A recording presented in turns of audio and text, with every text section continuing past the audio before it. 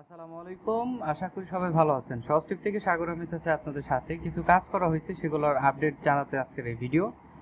আজকে বিমান বাংলাদেশ এয়ারলাইনে তারিখ পরিবর্তন করা হয়েছে। এটার প্রাইস পড়েছে 11,000 টাকার মতো। এটা হচ্ছে ঢাকা থেকে কুয়ালালামপুর।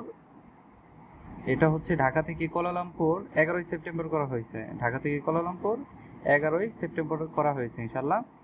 আর এটার টিকিট নাম্বার আসে নাই, আসবে বিকেলের দিকে আসবে।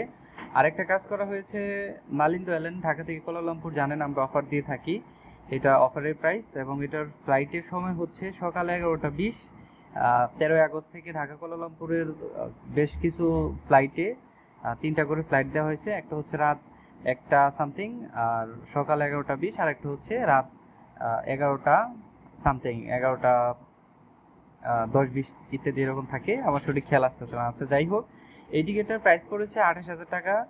যারা টিকিট সংগ্রহ করবেন অবশ্যই আমাদের সাথে যোগাযোগ করবেন। এবং লাস্টের যে কাজ আছে সেটা হচ্ছে ইউএস বাংলা এয়ারলাইনের তারিখ পরিবর্তন। এটার তারিখ পরিবর্তন করা হয়েছে মাত্র 100 রিঙ্গিতে।